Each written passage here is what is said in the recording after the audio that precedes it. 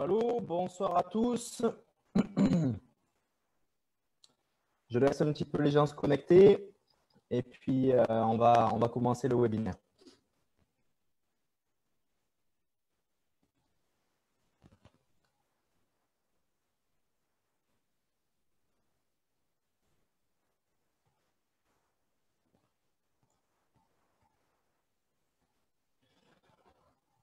Ok, on va commencer. Alors, merci d'être présent avec nous aujourd'hui. Je me présente, pour ceux qui ne me connaissent pas, je m'appelle Mathieu Blanchard, je suis coach avec l'organisme Unis pour le sport qui vous a proposé ces programmes d'entraînement. Je suis moi-même coureur en sentier et passionné de ce sport. Alors, ça me fait plaisir de vous présenter ce webinaire aujourd'hui qui est organisé par Unis pour le sport et par l'UTHC, donc l'Ultra Trail Arikana. Au niveau du déroulement, dans un premier temps, Annick Gendron, qui est physio chez PMP, vous proposera quelques conseils de prévention des blessures ainsi que des exercices de renforcement musculaire pour vous aider dans votre cheminement de coureur. Ensuite, je reprendrai le micro pour vous présenter le fonctionnement des plans d'entraînement que vous pouvez télécharger sur le site d'Unis pour le sport. Bon, ces plans ont été conçus spécifiquement pour l'Ultra Trail Arikana afin que vous puissiez arriver le mieux préparé possible pour réussir votre objectif. En fin de webinaire, Annick et moi pourrons aussi répondre à vos questions. Donc, vous avez sur Zoom une zone Q et R, donc questions-réponses, dans laquelle vous pouvez écrire vos questions. On tentera d'y répondre à la fin du webinaire sans dépasser 1 heure aujourd'hui. Sur ce, je vous laisse entre les bonnes mains d'Annick. Bon webinaire à tous et on se reprend dans quelques minutes. Bonjour tout le monde, très contente d'être avec vous ce soir. Donc, pour vous parler, pour ma part, des préventions des blessures en trail, en course à pied, puis présenter aussi les programmes d'exercice.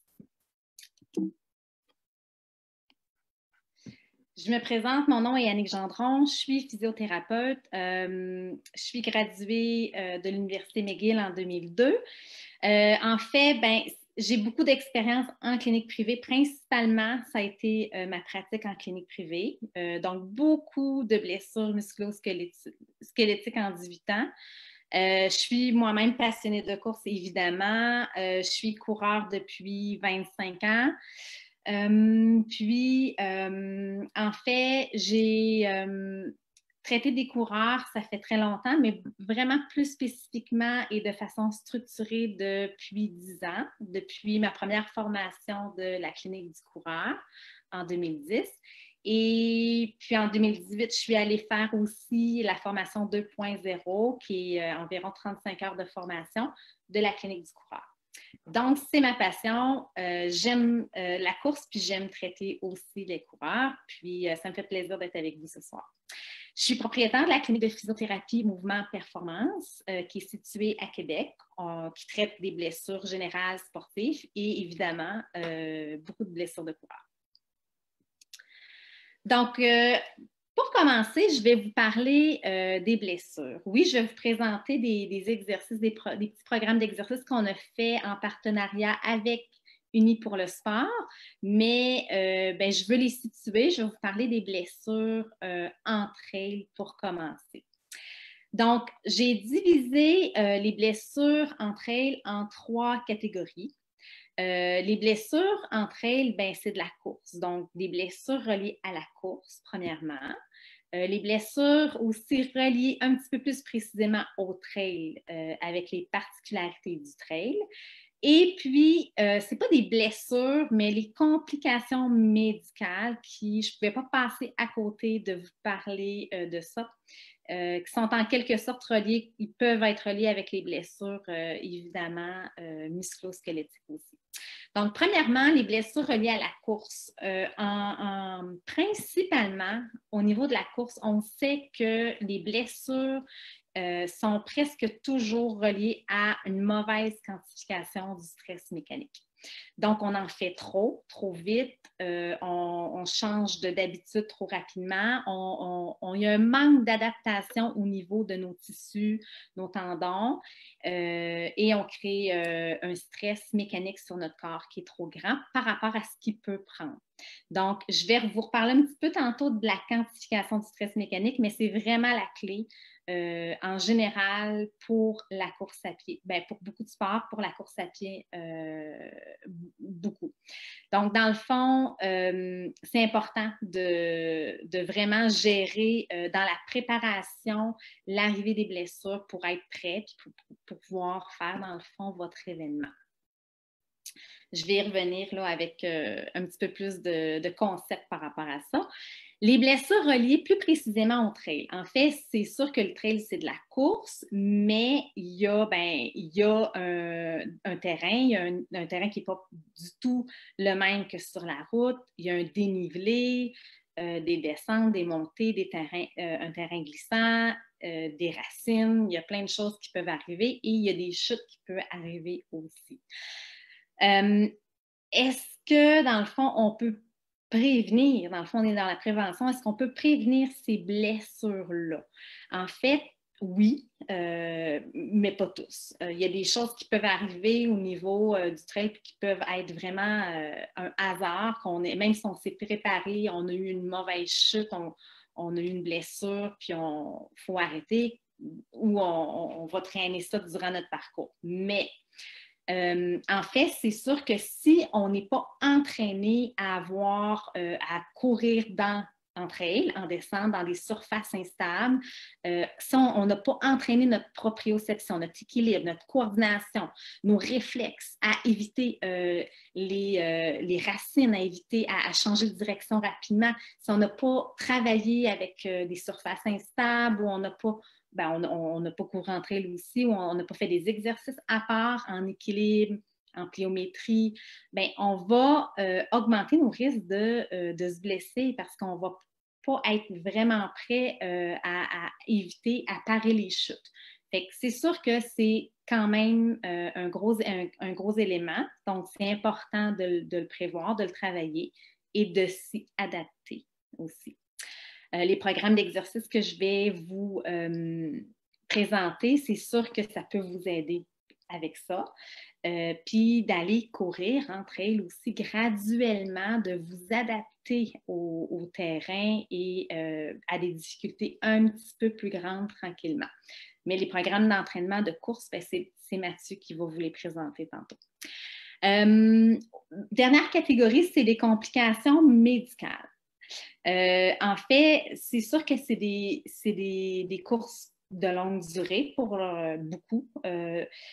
Et je ne pouvais pas passer à côté de vous parler que oui, il y a des blessures musculo-squelettiques, mais il y a des complications importantes aussi avec des événements de longue durée, des malaises généraux, de la fatigue, des coups de chaleur. Bon, là, j'ai marqué estomac, rein, cœur, oui. En fait, c'est sûr que au mois de septembre, habituellement, il fait quand même moins chaud qu'au mois de juillet, août. Fait que les coups de chaleur sont peut-être moins là, surtout dans Charlevoix. Mais par contre, les coups de fatigue. Et puis, il y a un élément que je veux vous parler beaucoup, c'est les anti-inflammatoires. Donc, tu sais, des fois, on a justement des blessures qu'on ne règle pas avant, on ne se prépare pas correct, on veut avoir moins mal. Fait que là, on prend des anti-inflammatoires pour gérer nos bobos qui ne sont pas réglés, qu'on n'a pas bien guéris avant, on n'a pas pris soin. Et on va augmenter nos risques de complications médicales avec les anti-inflammatoires parce que les anti-inflammatoires, ils vont avoir un effet physiologique au niveau des reins. Les reins vont commencer à moins bien fonctionner, surtout avec des longues distances, surtout si on fait de la haute intensité. On va augmenter les risques de que ça n'aille pas bien pour nous, pour notre santé, pour notre cœur aussi. Donc, à faire très, très, très attention et de ne pas se bourrer, de ne pas prendre d'anti-inflammatoires avant pour gérer une blessure pendant l'événement. C'est vraiment pas une bonne idée. Nos malaises généraux peuvent augmenter. Il y a aussi la température qui peut augmenter les malaises, puis aussi l'intensité. Fait que c'est sûr que si on s'arrête, si on ne court pas tout le temps, bien, c'est sûr qu'on va mieux gérer la course. Mais si on y va de haute intensité, comme là, en trail, habituellement, c'est quand même mieux, mais si on fait un marathon sur route à haute intensité, les risques sont plus hauts des complications médicales. Je voulais aussi quand même un peu vous parler de l'hyponatrémie. L'hyponatrémie, c'est dans le fond la dilution des sels minéraux. Donc, c'est qu'on boit trop d'eau. Il peut avoir aussi un effet pervers si on mange trop de sel, on a plus soif, on boit beaucoup, beaucoup, trop, puis là, on dilue finalement nos sels minéraux. Donc, c'est très important d'aller voir une nutritionniste, de se préparer dans notre entraînement, puis de ne pas faire n'importe quoi parce que c'est des longues heures de course, puis il peut arriver des petites choses pas le fun qui peuvent ne pas vous amener au bout de votre événement. Donc, puis, tu sais, aussi, quand on ne boit pas assez, s'il fait trop chaud, ben là, on peut avoir de la déshydratation. Fait que c'est quand même des choses importantes. Prendre en compte aussi vos antécédents. Avez-vous déjà eu des problèmes cardiaques, des problèmes de poumons, d'autres blessures musculo-squelettiques qui, justement, se règlent pas, puis l'on prend des anti-inflammatoires pour essayer de s'en sortir? Remise en forme, est-ce que vous, dans le fond, vous êtes inscrit à une course parce que là, vous vouliez vous remettre en forme? C'est bien, mais peut-être que vous avez pas pris une course qui était adaptée à vous. Fait qu'allez-y graduellement. Une remise en forme, c'est parfait, mais soyez conscient que il faut y aller graduellement parce que ça peut vous apporter plus de blessures au lieu de vous faire du bien puis de vous mettre en santé. Donc, écoutez vos signes et symptômes pendant votre préparation, pendant vos entraînements que Mathieu va vous présenter, puis ajustez, parlez à votre entraîneur, entourez-vous. Allez voir un physio aussi si vous n'êtes pas certain. Il y a des inconforts de course qui sont normaux, mais quand on a une douleur, peu importe où, qui persiste pendant 1, 2 semaines, ou ça l'empire, c'est pas normal. Allez voir un physiothérapeute coureur certifié pour régler votre problème rapidement. Préparation, bien c'est ça. Dans le fond, votre préparation devrait aussi tenir compte de vos limites. Puis de laisser de côté votre ego, des fois, c'est pas toujours la bonne affaire, puis ça peut vous amener plus de troubles que d'autres choses. Donc, j'avais un autre... les anti-inflammatoires, je vous en ai parlé, mais c'est ça, c'est ne pas prendre d'anti-inflammatoire avant puis pendant un événement. Pourquoi? C'est pour tout au niveau physiologique, mais aussi les tendons. Les anti-inflammatoires, on pense que ça peut nous faire du bien pour les tendons, mais c'est pas vrai. Exemple, si vous avez une tendinopathie, on appelle plus ça une tendinite, mais une tendinopathie du tendon d'Achille, et que vous pensez prendre des anti-inflammatoires pour régler la tendinite, qui n'est pas une tendinite, le tendon a de la misère à se réparer, puis il n'y a pas vraiment de cellules inflammatoires, là, c'est vraiment été prouvé maintenant, c'est pour ça qu'on appelle ça une tendinopathie. Vous allez, au contraire, empêcher la guérison de ce tendon-là. Vous allez l'affaiblir. Donc, vous mettez à risque de peut-être même de le rupturer durant une course.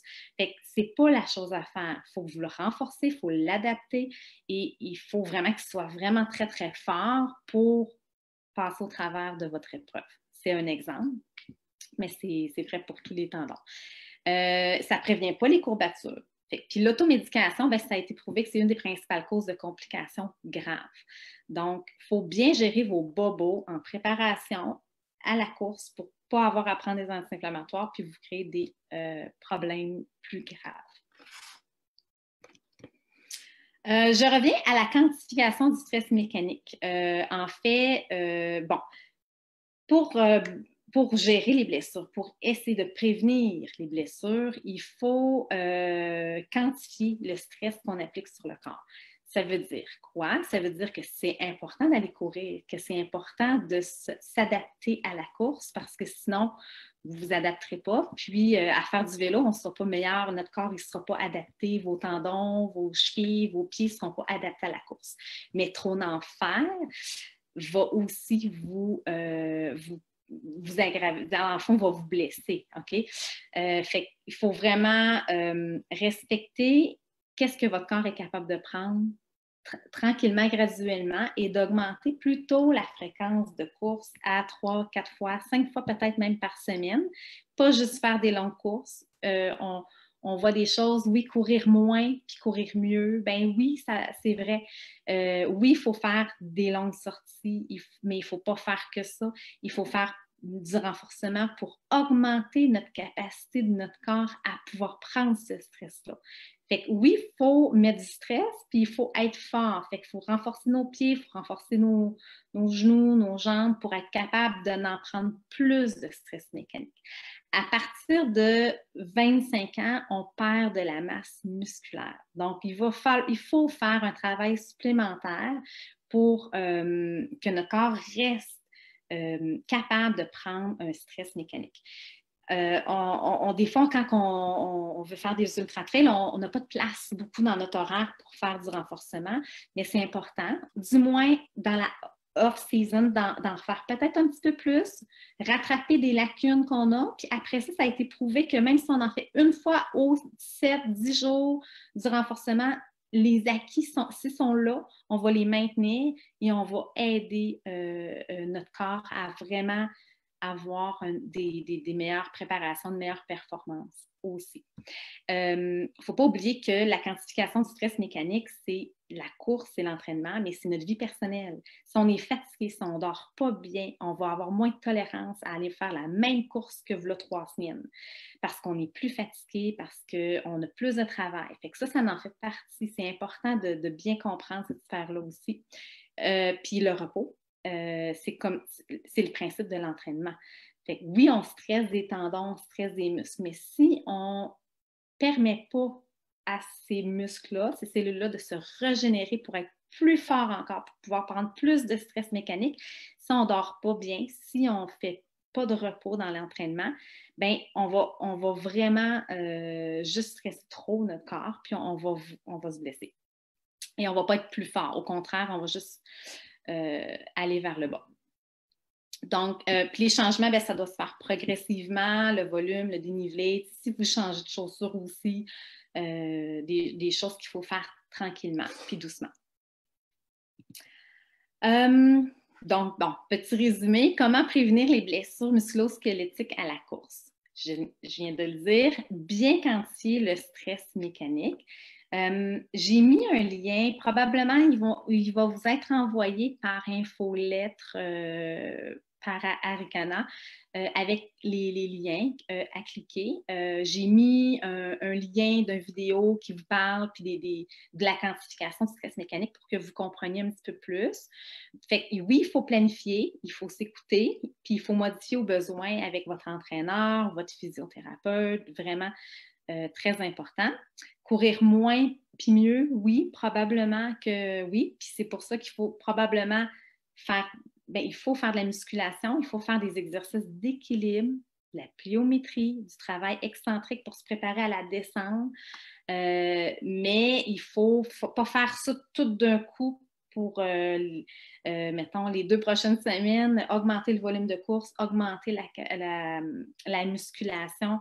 C'est vraiment un planning sur plusieurs semaines. Fait que là, c'est pour ça qu'on vous en parle maintenant. Le programme de course, il est important. Les activités de transfert peuvent être intéressantes aussi si vous voulez vraiment augmenter votre capacité au niveau cardiovasculaire, mais sans augmenter le stress sur votre corps au niveau de la course, au niveau des tendons, au niveau de... Fait que ça peut être vraiment très intéressant. Puis de courir en trail, parce que si vous ne courez pas en trail du tout, ben là, vous n'allez pas vous adapter, vous allez pas être prêt pour votre événement. Diminuer l'impact au sol, en fait, ça fait partie de la prévention des blessures en course. Quand on court, ben, il y a un impact. En fait, en trail, on le modère beaucoup mieux que sur l'asphalte. Déjà, c'est naturellement, la plupart du monde le modère mieux parce que on fait des plus petits pas rapides déjà pour pas tomber. Fait qu'on a une meilleure technique, mais quand même, c'est pas tout le temps le cas. Il faut quand même faire attention pour pas avoir trop de déplacement vertical, des petits pas rapides. Puis ça, c'est la foulée. Puis le soulier, en fait, je vais vous parler un petit peu du soulier. C'est sûr qu'il faut qu'il protège votre pied. Okay? En trail, c'est pas comme sur route. On va avoir un soulier qui va nous protéger des racines, un petit peu avec des crampons aussi pour pas tomber. Mais en tout cas, pour avoir une meilleure grippe. Mais des souliers pas trop lourds aussi. Il faut magasiner des souliers de trail, mais essayer de peser les souliers, puis vraiment, c'est prouvé. Si vous avez des souliers qui sont très lourds dans les pieds, bien, premièrement, ça met du stress sur les articulations, genoux, hanches, un peu le pied aussi, c'est sûr, mais ça va augmenter vous allez devoir travailler beaucoup plus fort. C'est pesant. Fait que votre cardio va travailler plus fort. Vos muscles vont être plus fatigués. Muscles plus fatigués, moins de réflexes, moins de coordination, moins de force, risque de chute ou risque de claquage, risque de blessure. Fait c'est vraiment important là, de ne pas avoir des poids dans les pieds. Fait que, au niveau de la chaussure. Bon, une question qui revient souvent, les étirements. Est-ce qu'on doit s'étirer pour prévenir les blessures? Bon, c'est pas si simple que ça. Premièrement, avant un entraînement, avant une course, on ne veut pas s'étirer. On ne veut pas s'étirer statique sans bouger la jambe d'un air. On va vouloir faire des étirements qui sont dynamiques, qui reproduisent les mouvements de la course pour aller chercher de l'amplitude, de la souplesse, mais très dynamique. Le genou, on monte les genoux, talons fesses, on marche, on court un petit peu comme ça. On y va vraiment de niveau fonctionnel. Pourquoi? On veut réveiller la musculature. On veut avoir de l'amplitude, mais on veut réveiller nos muscles. On ne veut pas trop les fatiguer non plus, mais on ne veut pas les endormir. On ne veut pas les étirer pour qu'ils s'endorment, puis que là, ils travaillent plus quand on va avoir besoin d'eux juste avant la course, puis qu'on n'a pas le réflexe d'avoir un mouvement rapide parce qu'ils vont être comme au repos. Donc, on ne s'étire pas statique avant la course. Est-ce qu'on s'étire statique ailleurs? C'est pas clair dans la littérature que ça réduit le risque de blessure. Par contre, c'est sûr que la course, ça requiert quand même une certaine amplitude de mouvement. C'est pas comme la danse, mais quand même. On tente à croire que ça peut augmenter le schème de mouvement, puis plus de degré de liberté de mouvement. Fait que si on est moins pogné au niveau des hanches, surtout là, des muscles proximaux, hanches, fessiers, genoux, bien, on va avoir une meilleure amplitude de mouvement. Donc, oui, on va sûrement avoir moins de blessures. En tout cas, on va être plus... c'est pas ça qui va nous renforcer, mais on va courir probablement mieux. Fait que ça, mais c'est ça. Encore une fois, quand vous n'êtes pas certain de quel muscle il faut que vous étirez, allez voir un physio. Il va vous évaluer. Il y a des muscles que des fois, non, on est très souple, il ne faut pas les étirer, il faut les renforcer. Puis il y a des muscles que chez certaines personnes, il faut étirer. Donc, mes conseils, il faut se préparer. L'entraînement, que Mathieu va vous parler, d'avoir un entraînement, d'avoir aussi une préparation au niveau nutritionnel. Surtout si on fait des longues distances, il va falloir gérer l'apport nutritif pour faire l'événement, mais aussi pour éviter des blessures. Mentalement aussi de se préparer, bien s'entourer par des coureurs, des professionnels, du monde qui connaissent ça. Dormir. Avant la course, souvent on est stressé. Là, le soir avant, c'est peut-être pas là que vous allez faire la meilleure nuit de sommeil, mais c'est une hygiène de sommeil. C'est une hygiène de vie de bien dormir les semaines, les mois avant pour être vraiment bien préparé. S'écouter. Oui, des inconforts de course, vous allez toujours en avoir quand vous allez courir. Ça ne veut pas dire que c'est des blessures. C'est des inconforts. Des fois, même après 5 km, on les a même plus, ils ne reviennent pas. Ce n'est pas des blessures, mais des douleurs qui persistent, qui s'aggravent, qui persistent dans le temps. Consultez. Donc, oui, une bonne quantification du stress mécanique, ça veut dire qu'il faut prévoir notre entraînement. Il ne faut pas faire n'importe quoi à peu près. C'est là qu'on ne s'écoute pas, puis c'est là qu'on les blessures, n'importe quelle blessure, fracture de stress, bandelette, vont apparaître la plupart du temps. Puis consulter au besoin au début. Surtout, ben, c'est un bel événement, Arcana, dans Charlevoix. C'est beau, c'est apprécier la démarche de vous entraîner, de vous rendre là, puis de apprécier le moment parce que, oui, des fois, il peut arriver des choses durant la course qui n'étaient pas comme que vous l'aviez prévu, mais ça fait partie de ces expériences-là. Donc, appréciez aussi le fait de vous mettre en forme et en santé. Donc, les programmes de renforcement musculaire que, dans le fond, je pense que c'est vraiment par infolette. On va vous envoyer les liens cliquables. Ça va vous apporter sur notre chaîne YouTube de physiothérapie, mouvement, performance. On les a fait avec Unis pour le sport. Ils sont sous 9 thèmes. Stabilité lombaire, la planche, bien, diverses planches dans le fond, le renforcement des mollets, les squats, la fente ou le lunge, le deadlift pour le derrière de la jambe, montée de la marche. La proprioception, c'est l'équilibre. C'est se tenir sur une jambe, puis il y a des variantes. Puis la pliométrie, c'est les sauts, mais il y a aussi la réception de sauts là, pour la descente aussi, avec ça, la pliométrie. Et chaque thème a des difficultés différentes. Vous allez voir dans les vidéos, ça part de plus facile, puis ça monte en difficulté. Fait que vous pouvez prendre la difficulté que vous êtes à l'aise avec, tranquillement, de faire juste 10 répétitions, puis peut-être pas tout faire aussi la première semaine, voir comment ça réagit, puis dans le fond, d'augmenter avec les difficultés comme vous le sentez. Ça, c'est pour les vidéos. Donc, les références, là, encore une fois, c'est sûr qu'il y a beaucoup de trucs de la clinique du coureur. OK? C'est de la formation pour les professionnels, pour les entraîneurs. Je vous encourage à aller sur le site de la clinique du coureur. Il y a beaucoup d'informations pertinentes pour la prévention des blessures, là, surtout. La quantification du stress mécanique aussi, par courriel, on vous enverra le lien. Puis les vidéos sont sur la chaîne YouTube de notre clinique.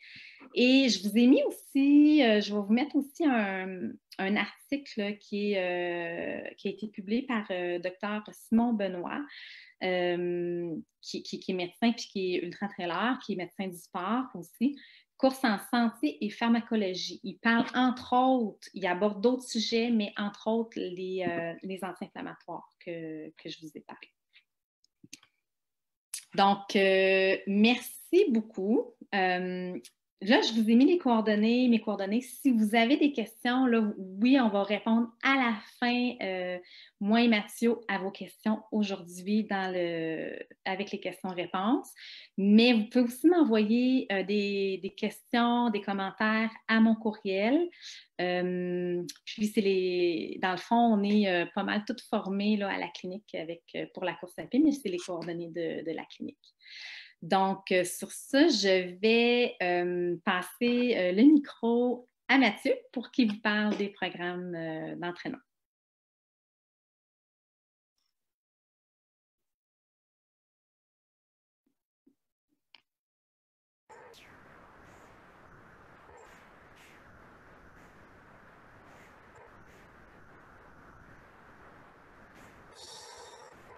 OK. Bonsoir à tous. Merci Annick pour cette présentation riche. Je vais vous présenter donc comment utiliser les programmes d'entraînement qui ont été montés pour la course Arcana. Avant de commencer, je voulais vous préciser que c'est des plans d'entraînement qui ont été faits pour s'adapter au plus grand nombre. Donc, c'est sûr qu'ils vont rester très généraux, ces plans, parce qu'on ne peut pas prendre en compte toutes vos contraintes personnelles, votre background de coureur, le temps que vous avez. Donc, c'est sûr qu'il va manquer beaucoup de spécifiques en termes de renforcement musculaire, par exemple. Mais Annick va vous envoyer des programmes, donc ça, on le résout.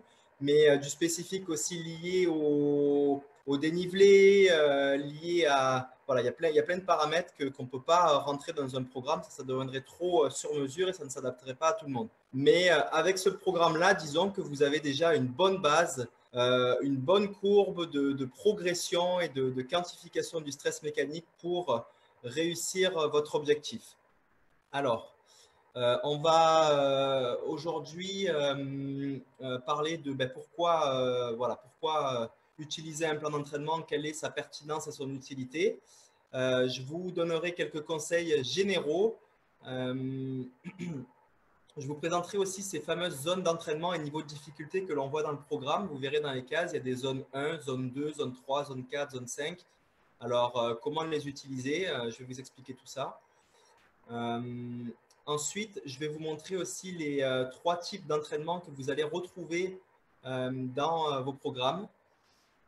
Les phases clés de la préparation, donc le plan en fait est périodisé avec, disons qu'on va du moins spécifique vers le plus spécifique lorsqu'on se rapproche de l'événement. Et puis, je vais vous dire quelques mots sur ces phases clés de préparation.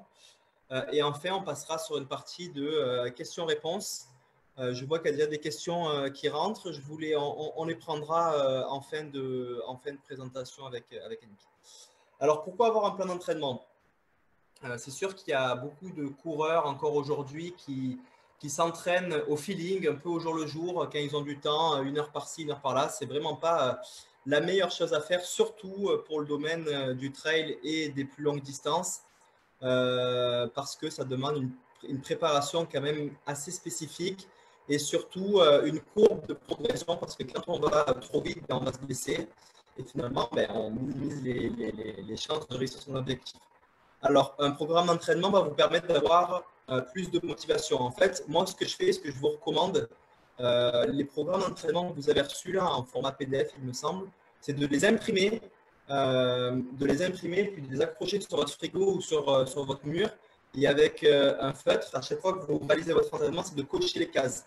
Ça forgera votre motivation et surtout votre confiance. Souvent, quand on arrive proche de la course, à une dizaine de jours, 1 semaine de la course, on commence à douter. Mais si on regarde sur son mur et qu'on voit le programme d'entraînement avec beaucoup de cases cochées, ça renforcera votre confiance pour vous dire, voilà, j'ai réalisé tous ces entraînements, je vais réussir mon objectif. Un programme d'entraînement aussi va permettre des gains physiologiques. C'est pas vrai qu'en allant s'entraîner un peu au feeling tous les jours, le maximum de temps jusqu'à ce que la fatigue arrive, vous allez progresser. Au contraire, ça ne fonctionne pas comme ça. Il faut vraiment avoir une courbe de progression en termes de volume et d'intensité pour avoir des gains physiologiques. Et enfin, un programme d'entraînement est fait aussi pour réduire les risques des blessures, parce que justement, il y a une progression. On va progressivement laisser le temps au corps de s'adapter, ce qui fait qu'on va limiter les risques de blessure. Et puis, donc, tout ça pour maximiser vos chances d'être prêt le jour J, donc le jour de course. Quelques conseils généraux. Premier conseil, qui est le plus important, c'est d'ajuster votre programme à votre réalité. En gros, ce que je vous conseille, c'est de suivre le programme comme une feuille de route, parce que, bon, voilà, c'est une courbe de progression, donc vous suivez ce programme, mais il ne faut pas se stresser à réaliser tous les entraînements. Si un jour on est fatigué, qu'il fait trop chaud, qu'on a mal dormi, qu'on est stressé, ce n'est pas grave de ne pas aller faire son entraînement. Il ne faut pas regarder ça hyper strict. Voilà, il faut plus regarder ça comme une feuille de route que l'on va suivre pour aller jusqu'au jour J.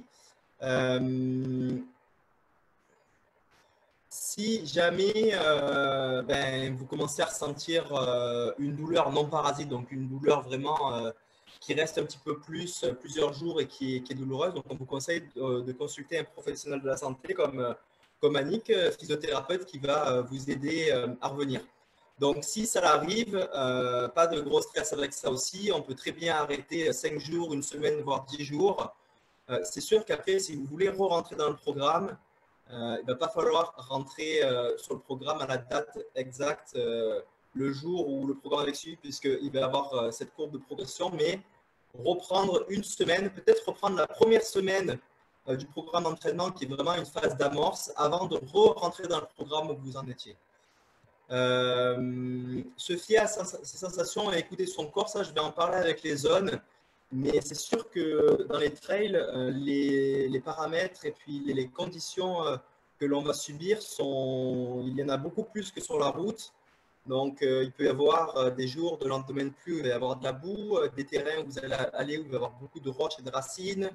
Le fait de faire du dénivelé, quand on n'a plus l'habitude de le faire depuis quelques temps, va créer une fatigue, ce qui fait qu'on va travailler en zone plutôt que de tout le temps regarder sa montre avec des vitesses et puis des kilométrages, des distances. Non, on va plutôt y aller aux sensations pour bien progresser.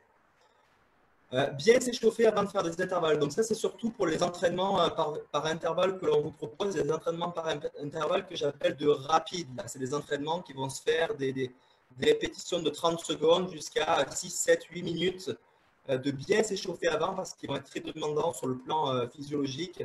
Après, pour les jogs de récupération ou les longues sorties, on peut quand même faire quelques gammes pour s'échauffer, mais ça va être un petit peu moins pertinent. Bien s'échauffer, ben c'est que le corps, ce n'est pas une machine qui est prête instantanément. Il va falloir qu'elle monte en température, tout comme une auto. Donc, pour ça, il faut lui laisser du temps. Il va y avoir une répartition aussi sanguine. Donc, le sang va se déplacer pour aller un petit peu plus au niveau des jambes. Et tout ça va prendre entre 10 et 20 minutes, raison pour laquelle il faut bien s'échauffer. Je vous recommande d'aller pour des gammes basiques. Donc, des gammes, c'est le mouvement que l'on va faire, le mouvement de course, c'est les gammes A, B, C, D. Vous tapez ça sur Google, là, sur YouTube, vous trouverez les gammes A, B, C, D. Et puis terminez l'entraînement avant les EPI, les entraînements par intervalle. Terminez votre échauffement en faisant des accélérations d'environ 30 secondes à la vitesse ou à la zone qui était prévue du jour avant de commencer vos entraînements par intervalle. Tester son matériel et sa nourriture. Donc ça, on va dire que c'est peut-être pas hyper important sur le début du programme, les premières semaines. On peut déjà simplement bien se focuser sur le programme, ses sensations. Mais au plus on va se rapprocher de la course, au plus il va falloir tester son matériel et sa nourriture, surtout lors des longues sorties en fin de semaine. Je trouve ça vraiment dommage dans une course de se retrouver avec des ampoules ou des douleurs gastriques parce que finalement on n'a pas testé son matériel, on a mis des nouvelles chaussettes, un nouveau short qui est venu irriter l'entrejambe, donc voilà, ou le sac qui vient couper au niveau du cou, c'est vraiment désagréable pendant un ultra, c'est déjà assez difficile comme ça. Si on peut éviter des douleurs ou des petites inconforts liés au matériel et à la nourriture, c'est mieux, donc on se prépare bien avant. Vous verrez qu'il y a deux niveaux de difficulté pour les programmes, débutants et intermédiaires. Alors, avec le recul, je ne sais pas si c'est les bons mots choisis, mais disons qu'il va y avoir un programme un peu plus light qu'un autre. Les principales différences vont être la distance hebdomadaire. Alors, cette distance, c'est plutôt temps, puisque les programmes que l'on vous propose sont en temps. Donc, le programme intermédiaire aura un volume de temps plus grand que le programme débutant. En termes d'intensité des intervalles, les intervalles seront plus longs, il y aura plus de répétitions dans le programme intermédiaire que débutant. Et enfin, le nombre de sorties par semaine, il y en aura plus dans le programme intermédiaire que débutant. Donc, à vous de faire le choix. Vous avez dans les programmes en introduction des repères pour savoir dans quel programme entrer en fonction de votre expérience de coureur et puis des entraînements de course que vous réalisez les derniers jours, voire dernières semaines. Alors, les fameuses zones d'entraînement. Vous verrez dans les programmes qu'il y a 5 zones d'entraînement. Pour les coureurs de route qui sont habitués avec ça, on pourrait leur donner une équivalence en termes de vitesse. Alors, c'est des zones et des vitesses qui sont liées en fait à vos capacités cardiovasculaires. Dans le trail, on préfère parler en zone parce que, comme j'ai dit auparavant, on ne peut pas parler de vitesse parce qu'il va y avoir des conditions de dénivelé techniques qui fait qu'on ne peut pas regarder les vitesses. Alors, c'est vrai que ça va être assez difficile au début de trouver ces zones d'entraînement puisque c'est subjectif, mais vous avez des repères forts dans la deuxième colonne qui est perception de l'effort qui vont vous permettre de savoir dans quelle zone vous vous situez. Donc, en gros, pour moi, il y a 3 zones qui sont faciles à trouver. C'est la zone 1, la zone 2 et la zone 5. Les zones les plus faciles à trouver, c'est la zone 2, puisque tout coureur néophyte qui n'a pas l'habitude de suivre un programme d'entraînement fait souvent ses jogs en zone 2. Voilà, c'est une zone où on va passer le plus de temps pendant la course. C'est une zone où on est capable d'avoir une discussion, mais on n'est pas non plus dans un super confort. Et la zone 5, ben, elle est facile puisque c'est, disons, courir à fond, presque à fond. La zone 3 et la zone 4 sont plus délicates, mais disons que ça va être des zones où vous êtes clairement dans un inconfort. Voilà, il y a la zone 3, on est capable de dire 2-3 phrases avant de devoir reprendre son souffle. Et la zone 4, c'est 2-3 mots avant de devoir reprendre son souffle. Si je vous pose la question, quelle est la zone la plus difficile à tenir, bien souvent, on me dit c'est la zone 5 ou la zone 4 ou la zone 3 parce que on ressent un inconfort cardiovasculaire, c'est difficile, etc. Mais en fait, c'est une erreur. La zone la plus difficile à respecter et à tenir, c'est la zone 1.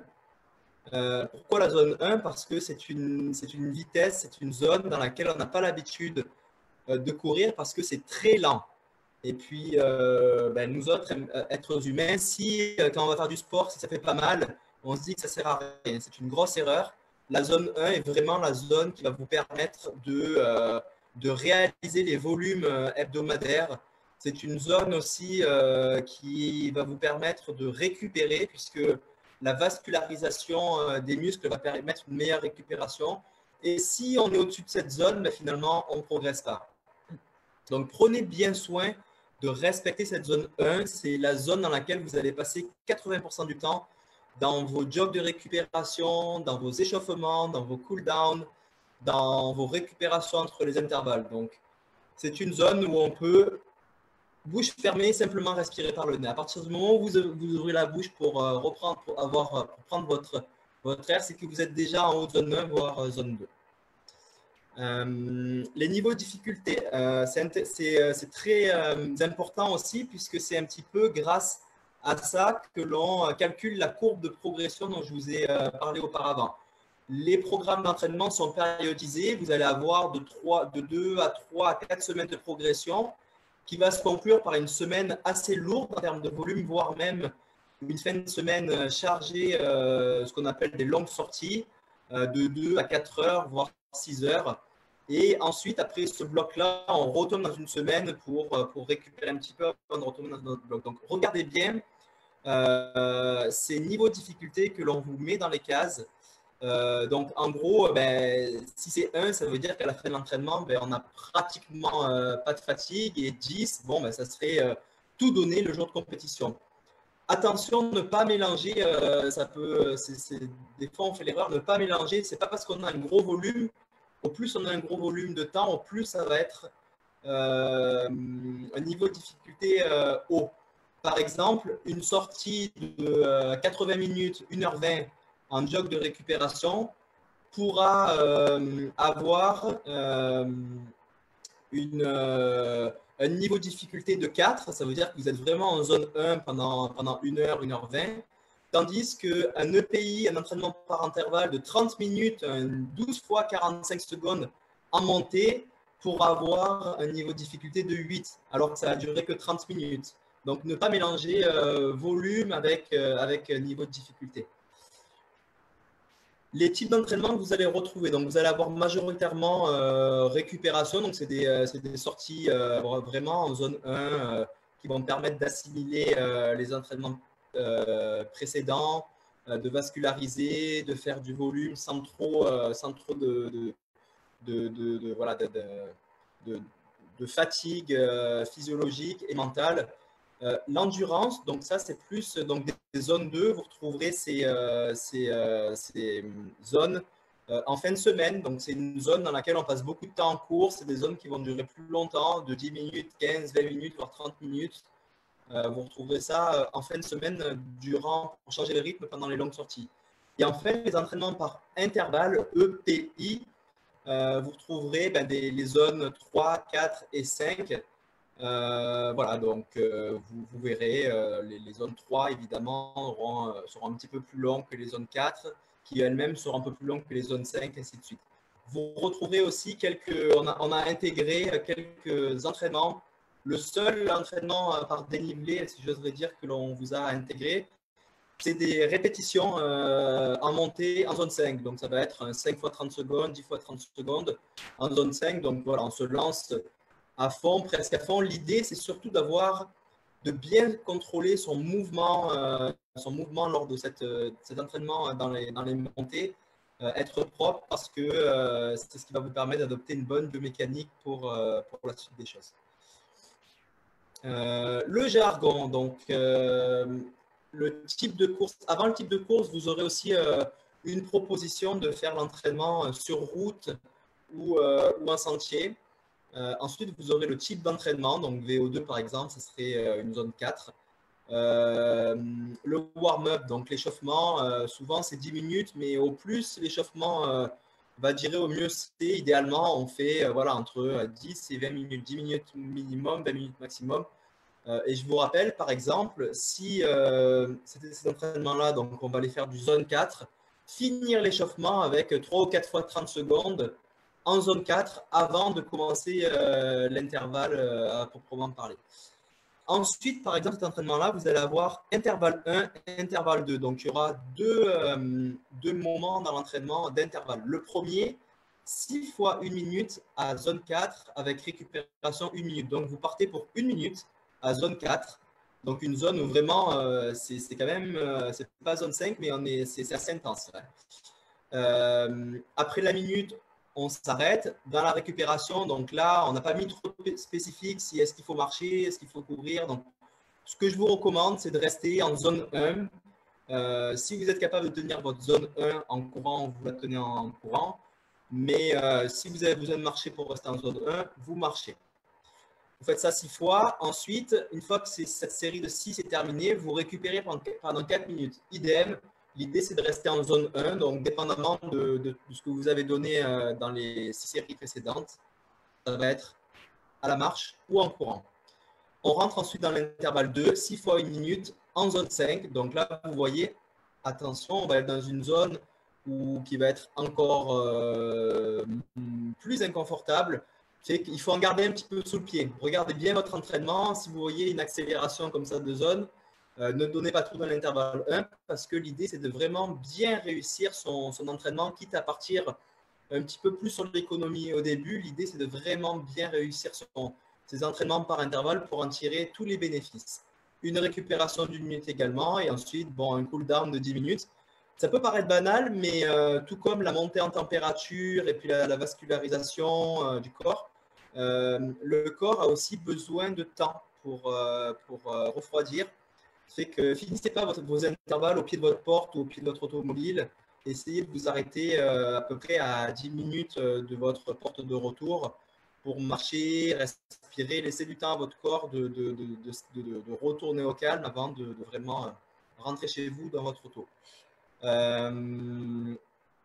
Donc, les fameuses phases de préparation. Il va y avoir 3 phases dans le programme.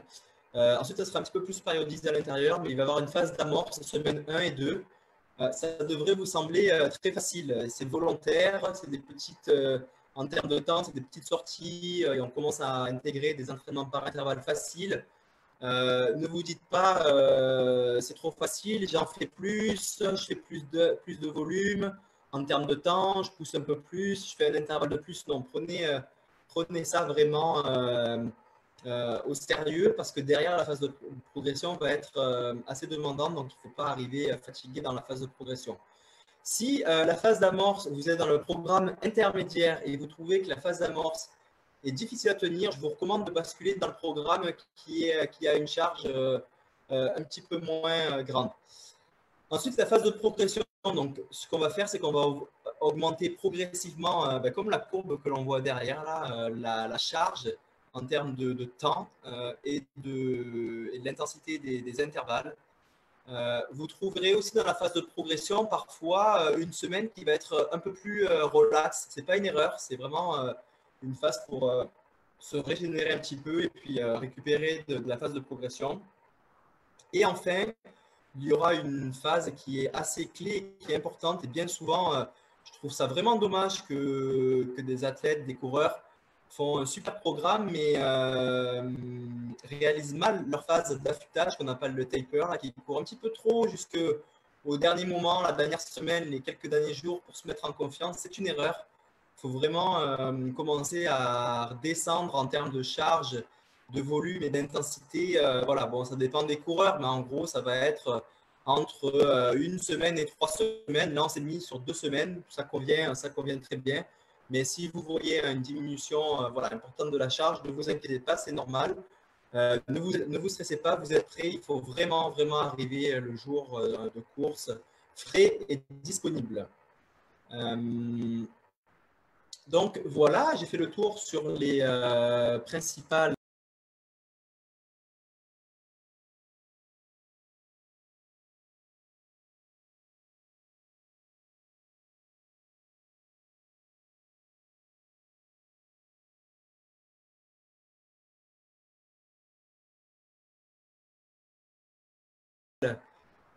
informations et conseils de votre programme d'entraînement. Je vais regarder les questions-réponses. Annick, tu peux te reconnecter si jamais il y a des questions. Alors, Valérie qui me demande que pensez-vous des week-end shocks aux 4 semaines? Ben, Valérie, en fait, il y a des week-end shocks qui sont intégrés dans le programme.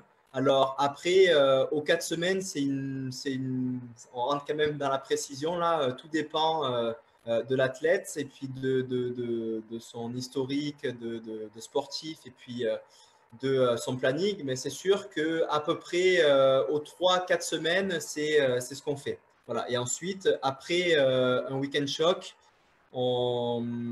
derrière, on fait une semaine évidemment de récupération qui va être un petit peu plus relax. On évite de faire un week-end choc une semaine avant la course, voire même 2 semaines avant avant la course. Le dernier week-end choc, et qui n'est pas le plus gros, devrait être 3 semaines avant la course. Olivier, bonsoir. Si j'ai 2 heures d'entraînement à faire dans une journée, mais je n'ai pas le temps pour 2 heures d'affilée, est-ce que faire 2 fois 1 heure dans la même journée au lieu de 2 heures d'un coup revient au même? Est-ce mieux de faire 2 fois 1h10 par exemple pour combler?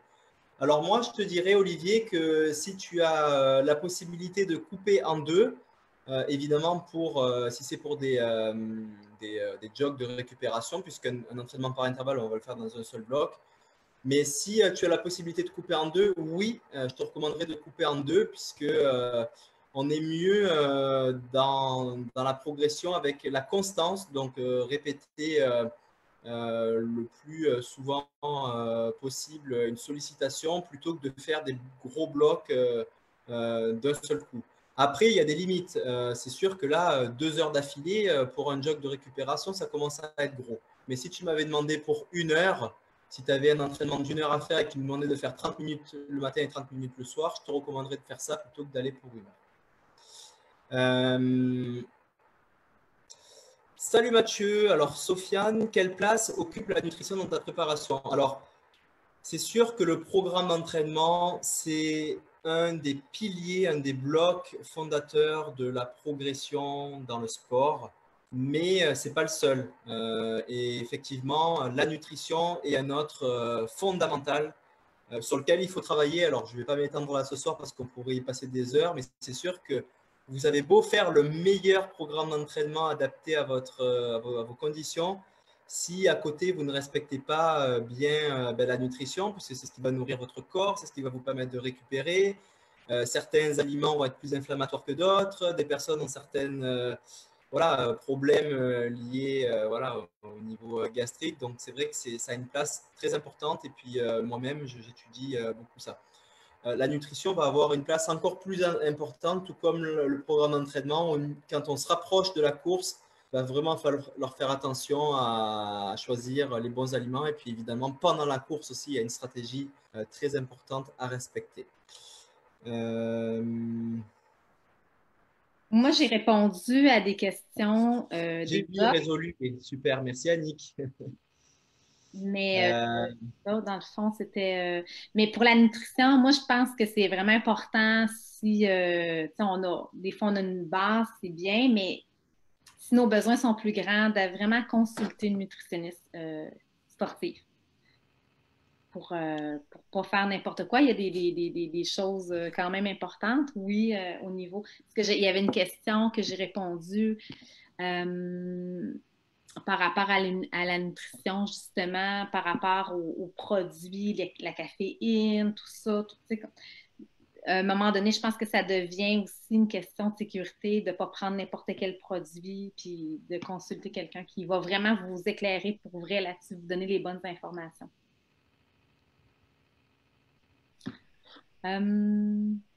Alors, j'ai une question de Mathieu qui dit que les week-end shocks proposés dans le programme de 125 km sont de 3 à 4 heures.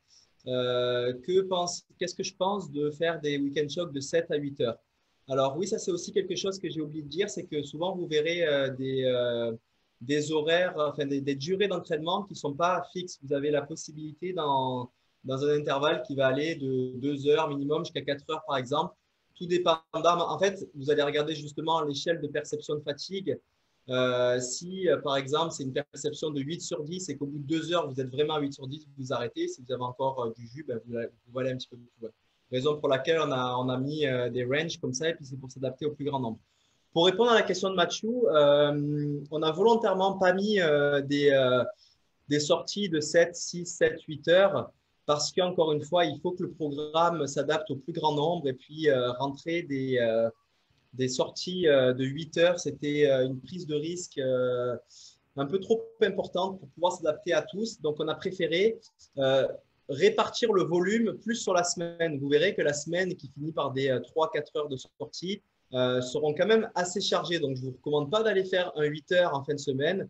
En revanche, pour ceux qui ont plus d'expérience et qui savent faire des sorties de 6, 7, 8 heures, si vous voulez vraiment le faire, ben faites-le, mais réduisez un petit peu le volume de la semaine. Vous coupez quelques minutes, vous coupez un petit peu l'intensité si vous avez pour but d'aller faire des plus longues sorties en fin de semaine.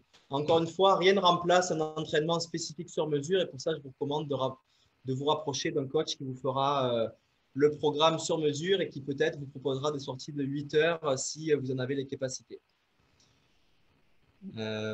Annick, vois-tu d'autres questions liées à ton domaine? À quel moment, oui, ça c'est intéressant, à quel moment placer des entraînements de PPG? Souvent, je me fais poser la question, est-ce qu'on les fait juste avant l'entraînement, juste après, à distance? Est-ce que tu peux peut-être nous éclairer avec ça, Annick? De CrossFit, de yoga. Mais en fait, je vais revenir sur le principe de quantification du stress mécanique. Donc, ça, c'est vraiment une planification sur la semaine, l'année, mais la journée aussi. Donc, si on a un gros week-end shock, c'est pas le temps d'aller placer un entraînement de CrossFit. C'est pas le temps non plus dans la progression, dans la phase qu'on progresse, qu'on va plus vers la course, de remplir notre horaire avec 4 fois du CrossFit dans notre semaine. On va trop en demander à notre corps. Fait ben là, on parle de CrossFit et de yoga, là, c'est vraiment pas pareil, mais dans les deux cas, on peut se blesser. Dans les deux cas, c'est la qualité du mouvement qui va être important. Qu'on fasse du CrossFit ou du yoga, on peut se blesser. Puis ça va être la quantité, puis ça va être est-ce qu'on est habitué d'en faire du CrossFit ou non? Si on commence, mais on peut vraiment se blesser parce qu'en plus de ça, on va demander beaucoup plus trop à notre corps. L'idéal, selon moi, si on veut vraiment travailler les faiblesses musculaires, les déséquilibres musculaires, oui, on peut passer par le yoga, par le CrossFit, mais c'est y aller graduellement, puis de le faire dans la off-season, de ne pas attendre de tout mélanger en même temps, puis là, de compromettre notre saison puis notre événement. Fait que, tu sais, d'y aller vraiment, de s'habituer graduellement. Puis après ça, les acquis, ça a été prouvé que quand on a des acquis au niveau musculaire, il nous faut peut-être juste une fois ou 10 jours de répéter quelques exercices qu'on connaît de renforcement pour que le bienfait soit là. Si on n'a pas de blessure, puis si on n'a pas trop de déséquilibre musculaire. Fait que c'est pas le temps de trop en faire non plus quand on va se préparer vers un événement là, dans la phase de progression. Est-ce que tu es d'accord avec moi, Mathieu? Est-ce que oui, c'est à peu près comme ça que je fonctionne. Okay. J'ai une question de Antoine. Je cours déjà 50 km par semaine. Dois-je réduire mon volume pour me rapprocher du plan d'entraînement? Premier commentaire, Antoine. Je ne sais pas si tu as bien écouté ce que j'ai dit précédemment, mais on va sortir un petit peu du paramètre kilomètre pour rentrer dans le paramètre temps. On oublie les kilomètres, là maintenant on parle de temps. Alors 50 km par semaine, je ne sais pas trop, ça dépend de la vitesse à laquelle tu vas, en termes de volume horaire, ce que ça fait. Mais si je vois bien le fond de ta question, c'est sûr que la phase d'amorce est assez, disons, sécuritaire. Alors, c'est sûr que si ça avait été du sur-mesure, peut-être que je t'aurais fait rentrer en tant que coach dans une phase d'amorce plus agressive. Mais là, je te recommanderais de non, de ne pas réduire ton volume d'entraînement actuel. Simplement, lorsque tu décides de rentrer dans le programme, tu le suis à la lettre, même si tu auras déjà un petit peu d'avance parce que tu auras fait un volume plus que nécessaire par rapport à cette phase d'amorce. Mais je te recommande de continuer la cadence dans laquelle tu es et lorsque tu rentres, de bien suivre le programme d'entraînement, même s'il va te sembler un petit peu facile au début. Philippe qui dit que j'ai entendu dire que le premier 15 km est le plus difficile. Est-ce vrai? Ça dépend encore une fois de la distance visée. Là, c'est sûr qu'aujourd'hui, on fait un webinaire pour des plans d'entraînement qui vont de 28 km jusqu'à 125 km. Donc, j'imagine que tu parles peut-être d'une longue distance ultra. Non, les kilomètres les plus durs en général sont ceux de la fin, mais c'est sûr qu'au démarrage, comme on sait que la course va être très longue et qu'on a un certain stress qui s'est installé depuis plusieurs jours, qu'on a l'excitation du départ, moi-même encore aujourd'hui, après 20 km, quand je me lance sur une course de 160 km et que les jambes ne répondent pas super bien, tu peux douter parce que c'est sûr que tu te dis, là, ça fait que 15 km ou 20 km que je fais. Je commence à avoir les jambes fatiguées. Comment je vais m'en sortir pour faire les 140 km restants? Mais en fait, non, c'est tout à fait normal. Là, le corps travaille déjà et puis faut surtout pas partir trop vite, là, bien respecter ses zones et pas se faire embarquer par justement l'adrénaline du départ. Et puis, non, mais c'est plus mental qui sont difficiles le 15e kilomètre qu'autre chose. Il y avait une question sur les bâtons, Mathieu. L'utilisation des bâtons, bon, j'ai souvent cette question. C'est sûr que l'utilisation des bâtons, deux conseils. Le premier, ça va dépendre du ratio dénivelé versus distance. Moi, en général, les bâtons, c'est à partir du ratio 100 km, 5000 mètres. Mais bon, tout dépend de chacun. Ça, c'est le premier conseil. Le deuxième, c'est que les bâtons, ça ne va pas vous sauver. Là. Les bâtons, si on décide de les utiliser, il faut vraiment, vraiment préparer ça des mois à l'avance. Parce que utiliser les bâtons ça ne paraît pas là au début quand on commence à pousser dans les montées, mais c'est très demandant au niveau musculaire, au niveau des triceps, au niveau des dorsaux. Et puis, on part au départ d'une course avec un certain niveau d'énergie. Et puis, l'utilisation de ces bâtons, si vous n'avez pas l'habitude, va complètement bouffer votre réserve d'énergie alors que vous auriez pu peut-être en avoir plus pour vos jambes. Donc, les bâtons, voilà, il faut qu'il y ait quand même un bon dénivelé. Encore une fois, c'est de la précision, c'est de quelle course on parle. Pour Arikana, clairement, moi, je ne les recommanderais pas parce que déjà, le ratio dénivelé-distance n'est pas énorme, mais surtout parce que le terrain est assez ultra technique, quoi. Pour planter les bâtons dans la boue, dans les racines, ça complique les choses. Donc, ça va être plus de l'encombrement qu'autre chose. Est-ce que tu voulais répondre peut-être à une dernière question? Oui, on va prendre une dernière question parce qu'on avait dit qu'on arrêterait. Ah, ben oui, 20h34, on avait dit 20h30. On va répondre par écrit à ceux qu'on n'a pas répondu. C'est beaucoup plus. Alors, une dernière question. As-tu des conseils pour la course de nuit? Alors, oui. Moi, je vous recommande la course de nuit. C'est sûr qu'on peut se dire, bon, on se garde ça juste pour le jour de la course. On s'achète une belle headlamp et puis on va voir comment ça se passe. Mais non, je vous recommande de vraiment tester la course de nuit avant course. Ne pas faire ça dans les 15 jours qui précèdent parce que aller courir de nuit, peut-être que vous allez chambouler votre routine d'heures de coucher et d'heures de réveil. Donc, faire ça plus loin que 2 semaines avant la course.